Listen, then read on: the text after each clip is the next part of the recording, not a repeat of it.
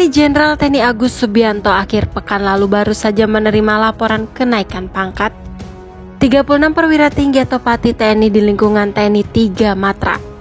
Dilansir dari keterangan resmi Puspen TNI pada Senin 19 Februari 2024, kenaikan pangkat 36 Pati TNI itu dilakukan berdasarkan surat perintah Panglima TNI nomor Sprint 220-2 Romawi 2024 yang ditandatangani pada tanggal 16 Februari 2024. Setidaknya terdapat 27 perwira menengah atau Pamen TNI dari 3 Matra TNI yang sebelumnya menyandang pangkat Kolonel Pecah Bintang menjadi Jenderal Bintang 1. Menariknya 5 diantaranya adalah perwira tinggi berdarah Batak. Lalu siapa saja mereka? Langsung saja simak ulasannya berikut ini.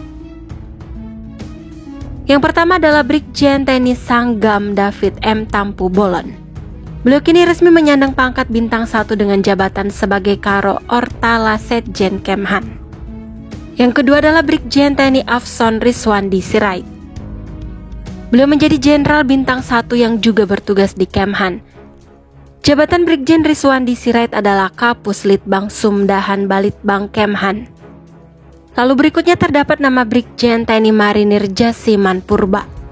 Perwira tinggi dari Korps Marinir ini dipercaya menjabat sebagai Komandan Pangkalan Utama TNI Angkatan Laut 1 Belawan.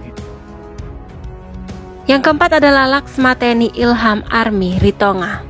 Pati TNI berdarah Batak ini saat ini ditunjuk sebagai Askomlek Pangkuarmada Republik Indonesia. Dan yang terakhir adalah Brigjen TNI Herianta Immanuel Sembiring. Jenderal Bintang 1 ini menjabat sebagai Bandep Ur Informasi dan Pengolahan Data pada Deputi Bidang Sistem Nasional Setjen Wantanas.